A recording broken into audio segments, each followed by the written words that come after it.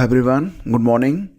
तो दोस्तों आज 10 नवंबर है और पहली खबर ये है कि रीट की परीक्षा 2025 के लिए इसके लिए आवेदन की प्रक्रिया 1 दिसंबर से स्टार्ट होगी और इसके बारे में जो अपडेट्स हैं ये आपको एक्स पर और ये जो चैनल है फर्स्ट इंडिया न्यूज़ इस पर भी उपलब्ध कराई गई है।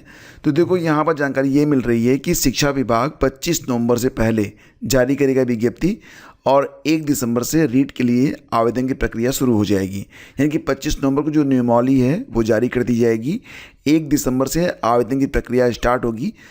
एग्ज़ाम जो कि अभी तक लग रहा था कि जनवरी के मध्य में होगी परीक्षा, तो यहाँ पर कहा जा रहा है कि फरवरी में किया जाएगा परीक्षा का आयोजन। तो एग्ज़ाम इसका फरवरी में होगा और इसके बाद लगभग 3 महीने में जारी होंगे आंसर की और रिजल्ट।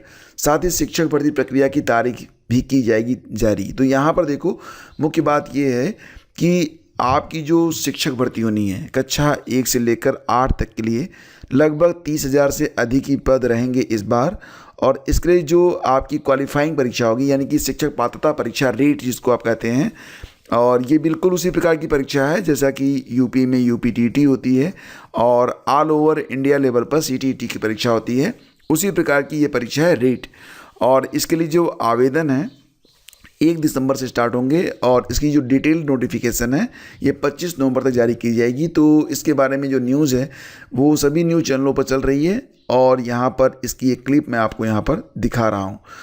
खैर इसके बाद बहुत सारे अभ्यर्थी भी हैं जिन्होंने इसके रिगार्डिंग जो है ट्वीट भी किया है कि, और जानकारी बिल्कुल वही है कि 1 दिसंबर से ऑनलाइन आवेदन की प्रक्रिया शुरू हो जाएगी और परीक्षा इसकी जो है वो फरवरी में चली गई है। और बाकी जो चीज़ें हैं बिल्कुल रीट 2022 के समान ही हैं, यानी कि जो फीस वगैरह लगना है और बाकी जो सिलेबस वगैरह है जो कुछ भी है वो पुरानी परीक्षाओं के समान ही है। रीट के जो पुराने पेपर हैं अगर उनको आप देखना चाहते हैं तो आप studyvithgyanprakash.com वेबसाइट है उस पर जाकर देख सकते हैं, डाउनलोड कर सकते हैं। फ्रेंड्स आगे बढ़ते हैं और एक अपडेट और भी है। देखो रेलवे में 12वीं पास से लेकर ग्रेजुएट्स के लिए भर्ती आई हुई है, यानी कि अगर आप 12वीं पास हैं या फिर आप ग्रेजुएट हैं तो आपके लिए यहाँ पर अवसर है। 11 नवंबर से आवेदन शुरू होंगे। तो फिलहाल देख लेते हैं कि कौन कौन से पद हैं, कौन कौन से लोग आवेदन कर सकते हैं।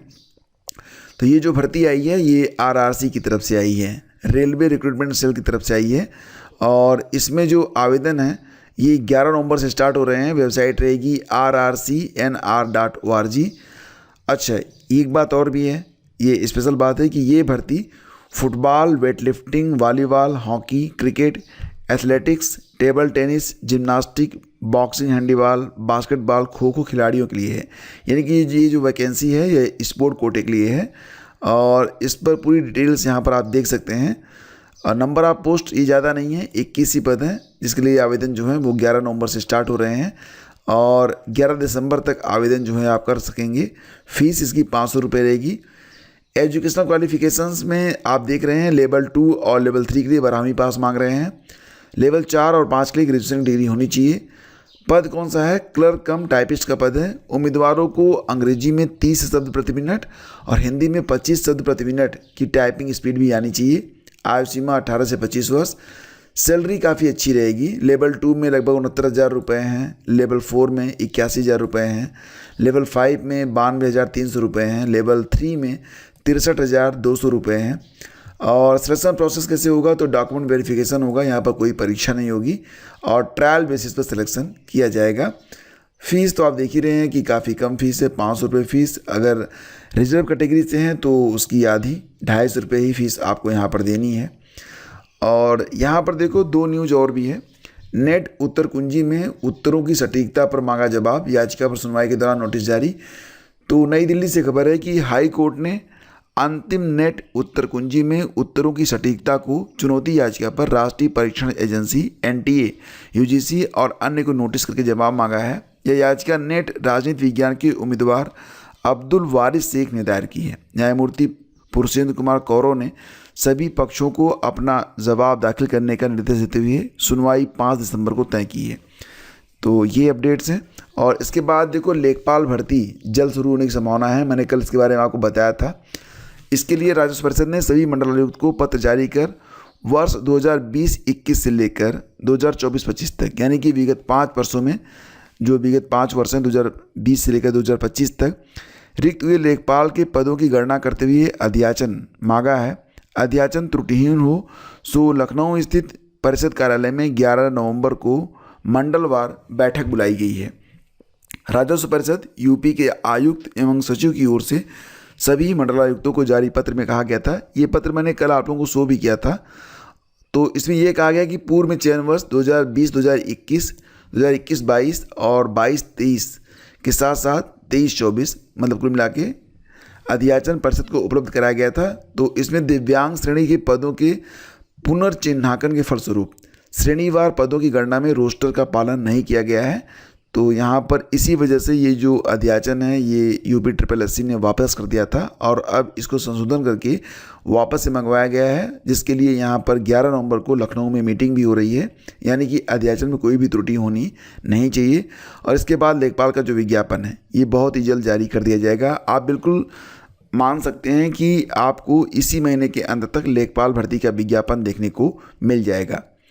दोस्तों यहाँ पर देखेंगे तो दैनिक जागरण की न्यूज़ है और काफ़ी इंपॉर्टेंट न्यूज़ है। यूपी PCS की 2 दिनों परीक्षाओं पर संकट और PCS RO की परीक्षा हो सकती है स्थगित। तो जैसा कि आप लोग जानते हैं आज 10 नवंबर है, कल 11 नवंबर को बहुत बड़ी संख्या में जो अभ्यर्थी हैं वो आयोग के गेट पर उपस्थित होंगे और अपनी मांग रखेंगे। मांग में मुख्य मांग ये है कि विज्ञापन के अनुसार ही ये भर्ती प्रक्रिया पूरी होनी चाहिए। और आयोग ने जो नोटिस जारी किया है जिसमें आयोग ने कहा है कि वो 2 दिनों में परीक्षा करवाएगा और परीक्षा के बाद नामांकन की प्रक्रिया अपनाई जाएगी। तो निश्चित रूप से यहाँ पर जो अभ्यर्थी हैं बिल्कुल जायज़ मांग रख रहे हैं कि 2 पेपर अगर होंगे तो कौन सा पेपर सरल होगा, कौन सा पेपर कठिन होगा। और अगर आप नामांकन करते हैं तो बहुत सारे ऐसे भी अभ्यर्थी होंगे कि जो कि मतलब हो सकता है कि किसी दिन अभ्यर्थी ज़्यादा हो, किसी दिन कम हो। तो कठिनाई का स्तर मुख्य रूप से ये है कि तय नहीं हो सकता है और इसमें अभ्यर्थियों के साथ अन्याय होगा। तो इसके लिए बाकायदा यहाँ पर अब अभ्यर्थी मांग ये कर रहे हैं कि सभी संभावनाओं को समाप्त किया जाए, आगे का जो विवाद है वो भी समाप्त हो, मामला कोर्ट में जाए उससे पहले ही आयोग चेत जाए। और निश्चित रूप से यहाँ पर मांग मुख्य रूप से ये रखी जा रही है कि परीक्षा जो है वो 1 डे 1 शिफ्ट में ही करवाई जानी चाहिए और यही न्याय संगत भी है। तो फिलहाल इसी के रिगार्डिंग आज के अखबारों में कई सारी खबरें प्रकाशित हुई हैं। यहाँ पर जागरण ये लिखता है कि यूपी PSC की 2 दिवसीय PCS 2024 प्रारंभिक और RO प्रारंभिक परीक्षाओं पर संकट के बादल मंडरा रहे हैं। सुप्रीम कोर्ट के हालिया फैसले के अनुसार चयन और भर्ती प्रक्रिया के नियमों में बदलाव नहीं किया जा सकता है। आयोग को या तो 1 दिवसीय परीक्षा के लिए नए सिरे से व्यवस्था करनी होगी या फिर सुप्रीम कोर्ट के आदेश का उल्लंघन करना होगा। तो भैया सुप्रीम कोर्ट के आदेश का उल्लंघन तो कोई कर नहीं सकता है, तो निश्चित रूप से 1 दिवसीय परीक्षा के लिए नए सिरे से व्यवस्था ही यही एकमात्र विकल्प है आयोग के पास। हालांकि आयोग भी जिद्दी है, उसने अभी तक इसके रिगार्डिंग कोई भी नोटिस जारी नहीं किया है कि सुप्रीम कोर्ट के फैसले के बाद हमने अपनी प्रक्रिया को बदला है। तो इसके लिए जो अभ्यर्थी हैं फिलहाल अपना विरोध तो दर्ज करा ही रहे हैं और छात्र पीछे हटने को तैयार नहीं हैं। आयोग पर निर्णय वापस लेने का बड़ा दबाव, PCS व RO परीक्षा 1 दिन में कराने व नॉर्मलाइजेशन रद्द करने के बाद ही मानेंगे अभ्यर्थी। तो फिलहाल यहाँ पर ये कहा गया कि अगर नॉर्मलाइजेशन होता है तो इसके क्या क्या नुकसान हो सकते हैं ये बिल्कुल क्लियर है। और यहाँ पर ये कहा जा रहा है कि आयोग ने सिर्फ परसेंटाइल स्कोर का फार्मूला सार्वजनिक किया है, मानकीकरण कैसे होगा यह स्पष्ट नहीं किया है। एक परीक्षा के लिए सामान्य अध्ययन के 2 अलग अलग पेपर होंगे, यह कैसे तय होगा। इस सामान्य अध्ययन का कोई भी सवाल किसके लिए कठिन और किसके लिए आसान है। बिल्कुल सही बात है। मैं आपसे पूछूं कि मैसूर का तीसरा युद्ध कब हुआ था और किसी से पूछूं कि कर्नाटक का पहला युद्ध कब हुआ था, हो सकता है एक प्रश्न आपको आता हो, एक आपको नहीं आता हो और दूसरे को दूसरा आता हो, पहला ना आता हो। तो इसका मतलब ये नहीं है कि दूसरा कमज़ोर है और पहला बहुत मजबूत है। तो कौन सा अभ्यर्थी इसमें ज़्यादा अंक पाएगा ये कौन बता सकता है। नॉर्मलाइजेशन के फार्मूले के अनुसार जिस शिफ्ट में उपस्थित अभ्यर्थियों की संख्या कम होगी वहाँ परसेंटाइल का स्कोर जो है वो ज़्यादा होगा। ऐसे में नॉर्मलाइजेशन के किस फार्मूले के तहत एक समान मूल्यांकन संभव है। आयोग ने जन सूचना अधिकार के तहत एक सवाल के जवाब में बताया था कि PCS 2019 और 2020 की प्रारंभिक परीक्षा में 38 सवाल गलत होने पर बदले गए थे। भविष्य में अलग अलग शिफ्ट में होने वाली परीक्षाओं में गलत सवाल पूछे गए तो मानकीकरण कैसे होगा। बिल्कुल सही बात है। और प्रारंभिक परीक्षा में शामिल होने वाले अभ्यर्थियों के लिए यह आकलन कर पाना मुश्किल हो जाएगा कि मुख्य परीक्षा के लिए सफल होंगे या फिर नहीं होंगे। तो यहाँ पर अभ्यर्थियों ने कहा है कि सुप्रीम कोर्ट ने आदेश में स्पष्ट कहा है कि भर्ती के बीच में नियम नहीं बदले जा सकते। अभ्यर्थी पहले आयोग के समक्ष और सचिव के समक्ष अपनी बात रखेंगे। वहाँ सुनवाई हुई तो अभ्यर्थी गार्जियन के रूप में सीधे मुख्यमंत्री को समस्या बताएंगे। कहीं सुनवाई नहीं हुई तो आखिरी विकल्प न्यायालय होगा। और सोशल मीडिया प्लेटफॉर्म पर 10,000 का ग्रुप, लंबे समय बाद अभ्यर्थियों का ऐसा आंदोलन हो रहा है जिसका कोई नेतृत्वकर्ता नहीं है। इसमें हर अभ्यर्थी व्यक्तिगत रूप से शामिल है।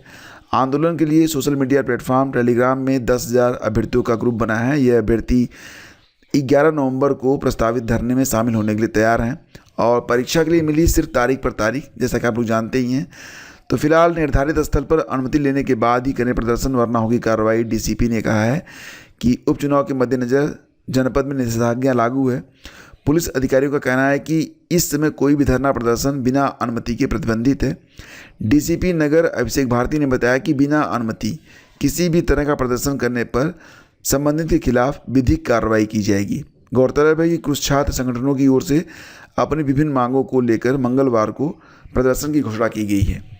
तो यहाँ पर आप देखेंगे तो न्यूज़ यही है कि पीसीएस और आरओ प्री परीक्षा 2 दिन कराने और नॉर्मलाइजेशन यानी कि मानकीकरण के विरोध में अभ्यर्थी सोमवार से उत्तर प्रदेश लोक सेवा आयोग के सामने धरने पर बैठेंगे। अभ्यर्थियों का कहना है कि पहले की बात एक ही दिन में परीक्षा कराई जाए और नॉर्मलाइजेशन की जो प्रक्रिया है, मानकीकरण की जो प्रक्रिया है, वो निरस्त किया जाए। धरना सुबह 11 बजे से स्टार्ट होगा और प्रतियोगी छात्र हैं यहाँ पर तमाम। उन्होंने प्रेस क्लब में कहा कि भर्ती प्रक्रिया के बीच आयोग की ओर से जारी किए गए बदलाव किसी भी अभ्यर्थी को मंजूर नहीं है और यह बदलाव उन गरीब छात्रों के साथ धोखा है जिनके माँ बाप के सपने और बहन की विदाई इस परीक्षा में अभ्यर्थियों की सफलता और असफलता पर निर्भर करती है। धरने में उत्तर प्रदेश के साथ साथ दिल्ली, उत्तराखंड, मध्य प्रदेश और अन्य राज्यों के करीब 8,000 अभ्यर्थियों के शामिल होने की उम्मीद है और इस मसले पर 8 नवंबर को दिल्ली में कैंडल मार्च भी निकाला गया था। अभ्यर्थियों ने कहा कि 2 दिन परीक्षा कराने और नॉर्मलाइजेशन के खिलाफ 15 अक्टूबर को आयोग में ज्ञापन भी दिया गया था, लेकिन जवाब नहीं मिला है और अब 21 अक्टूबर को आयोग का घेराव किया गया। तो सचिव ने अभ्यर्थियों से बीच में आकर कहा था कि 3 दिन में स्थिति से अवगत करा दिया जाएगा, लेकिन जवाब नहीं आया और एक दिन अचानक 2 दिन परीक्षा कराने और नॉर्मलाइजेशन का नोटिस जारी कर दिया गया। ऐसे में अभ्यर्थी धरना देने को मंजूर हैं। तो फिलहाल यहाँ पर आप देख ही रहे हैं सारी स्थितियाँ किस प्रकार से हैं। यहाँ पर अखिलेश यादव उत्तर प्रदेश के पूर्व मुख्यमंत्री का भी समर्थन है छात्रों को। सोशल मीडिया प्लेटफॉर्म एक्स पर सपा अध्यक्ष ने किया अभ्यर्थियों का समर्थन और इसी के साथ साथ आप यहाँ भी देख सकते हैं कि फिलहाल bar council of Uttar Pradesh ने भी किया है समर्थन। तो छात्रों के आंदोलन को bar council of Uttar Pradesh और जिला अधिवक्ता संघ ने भी समर्थन दिया है। बार काउंसिल के उपाध्यक्ष अनुराग पांडे और जिला अधिवक्ता संघ के अध्यक्ष राजेंद्र प्रसाद मिश्र रज्जू की ओर से अलग अलग जारी समर्थन पत्र में कहा गया है कि 11 नवंबर को आयोग पर प्रस्तावित छात्रों के आंदोलन का वो समर्थन करते हैं। तो फ्रेंड्स, ये थी आज की न्यूज अपडेट और करंट अफेयर बहुत ही इंपॉर्टेंट पॉइंट्स होता है। तो करंट अफेयर के लिए आप हमारी जो वेबसाइट है स्टडी विद ज्ञान प्रकाश पर भी विजिट कर सकते हैं या फिर आप ये PDF डाउनलोड कर लीजिए। इसमें आपको लास्ट 10 मंथ की संपूर्ण करंट अफेयर एक साथ प्रोवाइड करवा दिया गया है। इसमें आप जनवरी से लेकर अक्टूबर तक का संपूर्ण करंट अफेयर एक साथ प्राप्त कर सकते हैं और ये आगामी सभी प्रतियोगी परीक्षाओं के लिए यह एक रामबाण PDF है। निश्चित रूप से ये PDF अगर आप पढ़ते हैं तो आपको कुछ और पढ़ने की ज़रूरत तो बिल्कुल भी नहीं पड़ने वाली है। तो फ्रेंड्स, मिलते हैं आपसे अगले वीडियो में। आज्ञा दीजिए, नमस्कार, जय हिंद। और हाँ, आप हमारा जो टेलीग्राम चैनल है उससे जरूर जुड़िएगा क्योंकि जो भी लेटेस्ट न्यूज़ होती है, जो भी बातें होती है, वो मैं आपको अपडेट टेलीग्राम के माध्यम से ही देता हूँ। तो लिंक दोनों के वीडियो के डिस्क्रिप्शन और पहले कमेंट में है, अभी जाके ज्वाइन कर लीजिएगा। धन्यवाद आपका।